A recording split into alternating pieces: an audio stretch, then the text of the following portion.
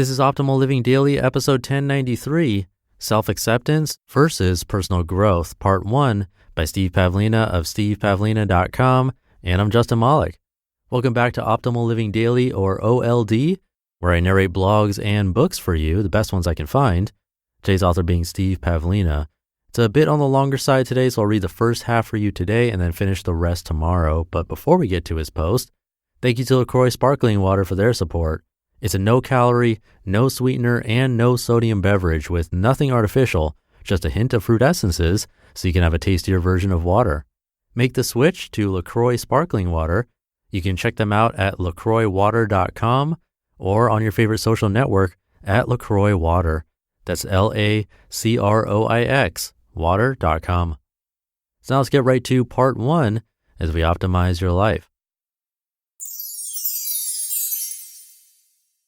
Self-Acceptance versus Personal Growth, Part 1 by Steve Pavlina of stevepavlina.com.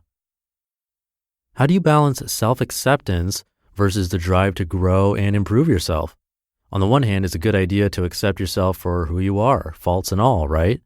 But on the other hand, isn't it also a good idea to set goals and aim for something even better than what you already experience now?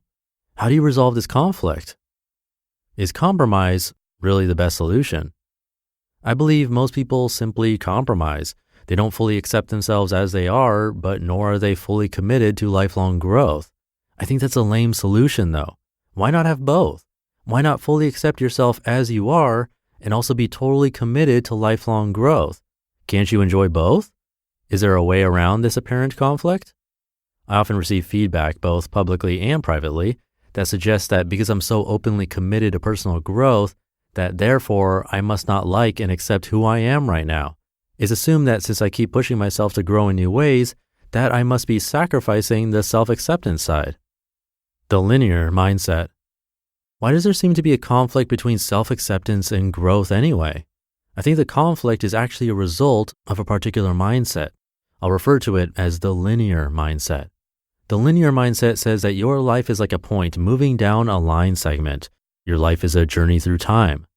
The end points represent your birth and death. The points behind you are your past. The points ahead of you are your future. And your present moment is a little dot on that timeline, slowly inching its way towards your death. Every point on your lifeline can also be said to have a certain quality. You can look at any point on the line and measure your instantaneous state at that point. On any particular day of your life, past, present, or future, you can pose questions like, where do I live? What's my job? What's my net worth? Who are my friends? What's my relationship status? How much do I weigh? Self-acceptance versus personal growth. Within this paradigm, it's only natural that the conflict between self-acceptance and growth should arise. Once you start labeling some points on your life as being of higher or lower quality than others, then you have the means to compare any point to any other. How does your life today compare with your life 5 years ago? Are you richer, happier, healthier? Now you have to decide how much you want to push things to improve in quality as you progress through life. You can accept your current position as adequate and opt to simply maintain it, or you can strive to achieve something greater. You can also adopt the belief that your life is largely out of your control, in which case your best bet would be to learn to accept whatever outcomes you experience, regardless of how you might rate their level of quality. The more you accept where you are, the less motivation there is to grow. And the more you push yourself to grow, the less satisfaction you derive from your current position. You might end up oscillating back and forth along this spectrum, sometimes being very complacent and other times being very driven. Limitations of the linear mindset. The linear mindset is very common, especially in the Western world. We love to measure things and assign them grades and ratings. Which car is the most fuel efficient this year? Is company X more profitable than it was last year? How fit and healthy am I? And that mindset certainly has value, especially in business. I'm not suggesting that it's an inherently undesirable paradigm. However, there are areas where this model works, and there are areas where it doesn't. And one of those areas where it doesn't work so well is your self-image. Trying to apply the linear mindset to your self-image creates the conflict between self-acceptance and growth. Instead of merely measuring various aspects of your life and noting how they change over time, you identify with them.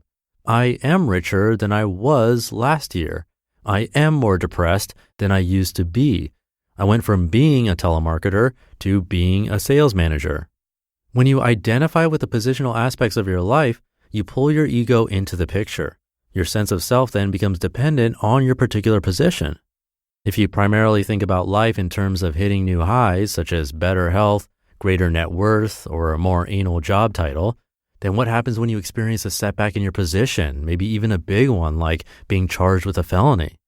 We all experience setbacks. It's only a matter of time. If your self-esteem is based on your position, then you'll suffer greatly when your position declines. What would it do to your self-esteem if you lost all your money? What if you gained 50 pounds? What if your life mate dumped you? If you lose your position, will you lose your sense of self? Even more problematic than a real loss is worrying about the possibility of a loss in advance. You may hold yourself back because you fear becoming too dependent on a certain position. If you stay low, you don't have far to fall when things go bad. Gaining a few pounds over the holidays isn't as painful when you're already 50 pounds overweight. Going broke isn't so terrible when you only have $1,000 to your name versus if you're a multimillionaire. And how much worse can your relationship situation get if it's already lousy or non-existent? Perhaps by setting up camp in mediocre land and staying far away from superachiever, you're protecting your ego from inevitable setbacks. You know that even the most successful people in the world experience setbacks, so why would you risk subjecting yourself to such dramatic highs and lows? What goes up must come down, right? The underlying problem is that by rooting your sense of self in something that will fluctuate, like the current position of any measurable part of your life, you're going to suffer in one way or another. Either you'll push yourself to achieve, and then suffer emotionally when things take a turn for the worse, or you'll become attached to outcomes to an unhealthy degree such that you may sacrifice your ethics to maintain your position, or you'll settle for much less than you're capable of achieving and probably give yourself regular beatings for being too lazy and for over-procrastinating. You'll always be haunted by the knowledge that you could be doing better. Or lastly, you may decide to withdraw from society in order to escape and transcend this whole punishing process. But still, your contribution is far below your potential. To be continued. You just listened to part 1 of the post titled Self-Acceptance versus Personal Growth by Steve Pavlina of stevepavlina.com. And thank you to LaCroix Sparkling Water for sponsoring this episode. Water gets boring fast, and drinking sodas all the time does not seem like the best solution since it's often loaded with extra calories, sodium, and sweeteners. Make the switch to LaCroix Sparkling Water, a healthier alternative for you and your lifestyle. There are 14 LaCroix flavors like orange, lemon, cran raspberry. There's also coconut, key lime, and more, including 6 LaCroix Curate flavors like melon pomelo, kiwi sandia, and a lot more. They're gluten-free, vegan, and non-GMO, and as I mentioned, no calories, sweeteners, or sodium, nothing artificial actually. You can check them out and see a full list of retailers on their site, lacroixwater.com, and join their community on your favorite social network at LaCroix Water. That's LACROIX water.com, and I have it linked in this episode's description. I'll keep this ending minimal for you today, so with that, have a great weekend if you're listening in real time, and I'll catch you in the Sunday show tomorrow, where we'll finish up this post and where your optimal life awaits.